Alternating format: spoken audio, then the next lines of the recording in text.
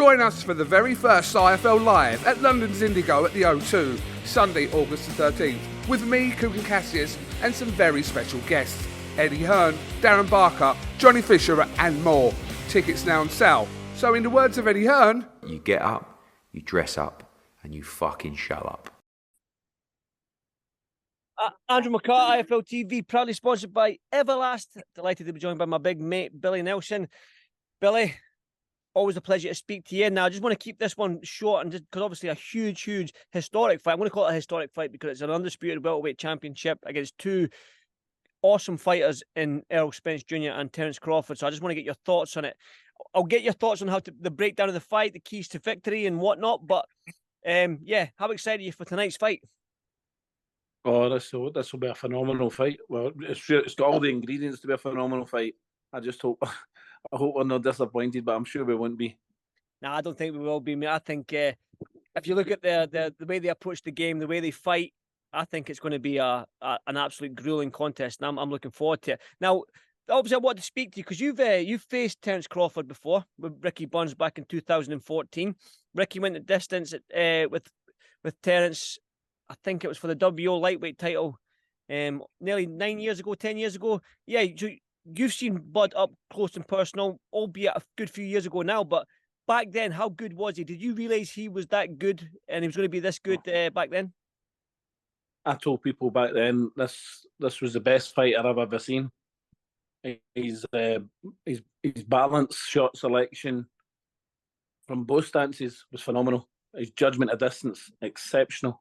And he's improved. I mean, giving credit to Ricky Burns, since that day, he's only the second person to go the distance with him in 9 years. Mm. Well, that's it. I think he's on a 10 or 11 fight knockout. In fact, he's knocked everyone out up at 147 so far. Terence Crawford. He's knocked every single opponent he's faced at welterweight. He's knocked out. But ERROL Spence Jr., he's no mug. He's a unified champion in his own right, and he's big. He's a lot bigger than Terence Crawford. When he come fight night, he's going to walk in that ring close to light heavyweight. So, yeah, just talking about ERROL Spence, man. How good is he? ERROL Spence exceptional, and I knew he was exceptional when he fought Kell Brook. You know, Kell Brook's an excellent fighter himself, but he was fluctuating in between the weights, moving up to middleweight to fight Golovkin and then back down. It takes a lot out of your body. And I just thought it was too much to ask of him against ERROL Spence, and it proved to be the case, although he done exceptionally well at the beginning of the fight. I just believe that Terence Crawford will do exceptionally well at the beginning of the fight and sustain it throughout the contest. Well, in saying that then, Billy, I've spoke to a good few number of people in the boxing world, and the general consensus is that I'm getting, and the feedback that I'm getting from people is the edging towards Terence Crawford in this fight. I'm guessing you're the same. You're edging towards Terence. No, I'm not edging towards him. I'm very confident that he'll beat him either in points or a late stoppage, but probably points. I was about to say a late stoppage. Again, some folk have actually told me they believe that Terence can stop ERROL Spence, but for me, I can see. I see it going the distance. I see both men are just tough men, and they've both got a great skill set where it will be hard to land clean on each other. I think because they've got good defensive skills as well. So to land that one shot that's going to, or accumulation of shots that's going to stop the fight, I think it's going to be difficult because the ring IQ for the pair of them is phenomenal. That's why I think it could, and I hope not, be a blown fight because it could be a chess match, very much a chess match. I can actually see it being that. I hope I'm wrong, but I can actually see it being that. But I hope not. But you're obviously a betting man. It's no secret you like to bet and stuff like that, and whether it be football, cricket, anything. But you like to have a little flutter every now and again. How's that? What's that? How's that? I don't know. I don't cricket, know. and that's went out of your head, mate. I've lost you there. I've lost you. You probably have. There. Sorry, start over again. I'll cut this back. Do it again. Do the joke again. See, when you play cricket and you bowl the ball and you think you've got somebody out, they shout, "How's that?" They say to the umpire, "How's that?" As if it's the out, and they go, "You're out." So you shout, "How's that?" So I've said to you, "How's that?" How do I like a bet with cricket? William, you know what, right? I've never watched cricket in my life. Never watched it. Great game. Great game. Great But game. well, I'll tell you what, it's not as thrilling as boxing, so I'll just stick to boxing. So Okay. if you had to put a bet on it, if you had to put your house on it, if you had to put your car on it, your gym on it, your reputation on it, who are you going for? Crawford. Points? And I've no doubt about it. Yeah. And then if he continues in boxing, he'll also win the world title at light heavyweight. Light middleweight, sorry. Aye. Light middleweight. Oh, was it a clickbait there, William? I nearly clickbaited you there. What's the keys to victory then? Obviously, you're confident for Bud Crawford, right? So, what stands out for you? What does Bud have that Errol doesn't have that's going to win this fight for him? Well, he can do it in both stances, although he predominantly he generally comes out orthodox and switches to southpaw. I reckon he'll fight 85% of the fight southpaw, but he's got the ability to go orthodox, and it's the angles that he creates and the shot selection is just exceptionally good, as is Spence's as well. Spence's best chance for me is to try somehow to get on his chest. But he is Don't cut me off like you did last time. Careful, William. You done this last time and you cut me off. I know, I'm all right. You good? You good? All right, because last time you end up hanging up on me. Yeah, so you're basically, obviously, he's good from both stances, and like I say, he has got that knockout power. Wait, I said to somebody, I think that Terence is probably the best finisher in the game, because once he's got you hurt, he jumps on you, and he's not just throwing punches for the sake of punches, the accurate, crisp punches, 3s and 4s that are landing. Look at Kell Brook, look at Gamboa, look at Kalvanauskas fight, I believe it is. And I mean, he's just, once he knows you're hurt, he jumps on you, and he just doesn't swing for the sake of swinging. He's calculated when he precision punching that actually hit the target. So he's probably the best finisher in the game for me. But you're a boxing coach. You faced Terence Crawford. You know the skill set that Errol Spence has. You're in Errol Spence's corner tonight, Billy. How do you beat Terence Crawford? Like I say, I think he needs to go on his chest and try and bully him. Use his physical advantage. Work to the body. Be short uppercuts, body shots, hooks inside, and I think he'll lose the fight on the outside. And his best hopes to win an inside, but keeping it an inside for 12 threes is very, very hard.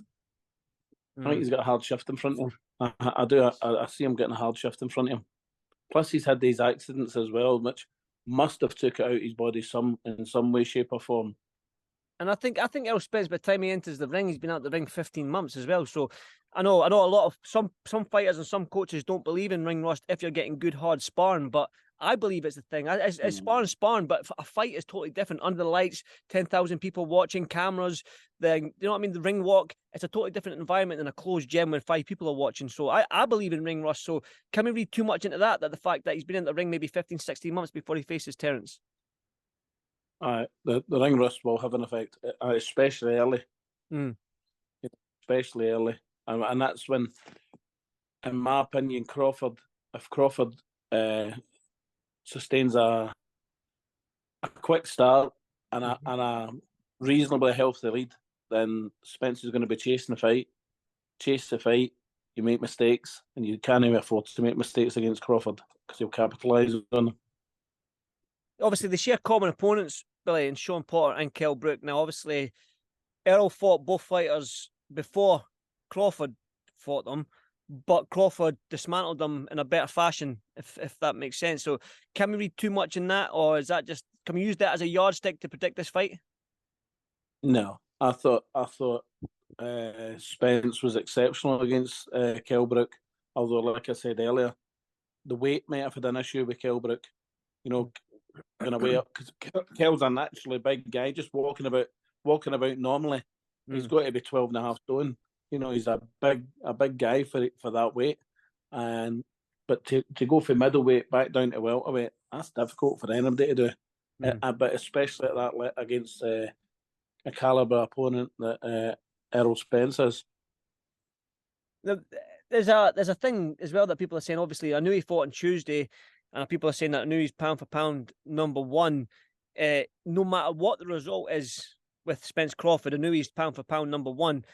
But do you agree with that? Do you think whoever the winner is from Spence and Crawford, they are legitimately the number one spot in that pound for pound rankings?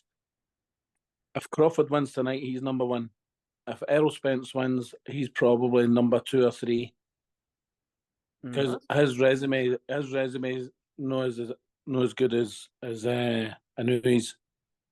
Because Anoui's done it through 4 weights, isn't he? And the way he's beating these champions, he's beating unified champions like they're contenders. Do you know what I mean? He's knocking everybody out, and I mean, I thought the wee boy for Liverpool done Paul Butler. Paul Butler. Yeah. He done. I thought he done well against him. I know it wasn't a very competitive fight, but he still lasted. Was it 11 rounds? He lasted. Until he caught him. Yeah. Fair play to him. You know what I mean? But that's the thing. Imagine facing name bombs for 11 rounds. No thanks. I couldn't even do it for 2, probably, William. To be honest, Billy. Yeah, just go back. I was thinking 1, Andy. I was thinking 1, or half of 1, half of 1. I knew he's 5 foot something. I'm 5'9", 5'10". I've got a wee bit of size on him. I can do 2 rounds against Anouilh, right? But you've got a glass chin. I've got a weak chin. Is that? One final one for me, obviously. Go back to Errol Spence and Bud Crawford. I mean, it's an exciting fight, and again, you've made your prediction. But if I had to put pressure on you, and you went decision or late stoppage, what are you favouring for Bud? Decision, because as you said, as you quite rightly said, both of them have got exceptional defence as well. So that, you know, I don't see any of them getting knocked out. But if one did, I would think it would be Bud Crawford, because again, as you said, he's got a very good instinct for a finish. Yeah, he's got a good finisher. Yep, definitely. Well, William, I'm absolutely buzzing for it. I thought I'd get you on the chat because I love doing my interviews with you, mate. And keep your phone ready because I'll be texting you tomorrow morning to get your thoughts on the fight itself and the winner and whatnot. But yeah, enjoy your Saturday morning. William, I'm just down at the caravan. As you can tell, the sun is shining down at Prestwick. So, Prestwick. I wouldn't send my dog to Prestwick. Hey, look at this! Look at this! You mad? Look at my little van. Look, it's beautiful down here. That's my little van. It looks lovely there. Aye, it's when you take 6 feet away from it. When you step inside. Please, if you do phone me tomorrow, please don't wear that hideous football top again. Okay, well, you do realise what happened on Wednesday night, don't you? Or was it Thursday night? No, I was too busy in the van having a good time, mate. It's caravan life, you know. Okay. Well, do your research. They're saying it's the worst performance ever for a Scottish football team. Well, you know. That's all I'm saying. Well, people don't know what team I support, so we'll just keep it at that. Anyway, William. I think they do now. Are they doing now? You grass me in, you bastard. You take care, mate. Right. I'll speak to you tomorrow, but okay, and I'll have a good day, mate. I'll speak to you soon. Likewise, mate. Bye. Thanks, Billy. Thanks, mate.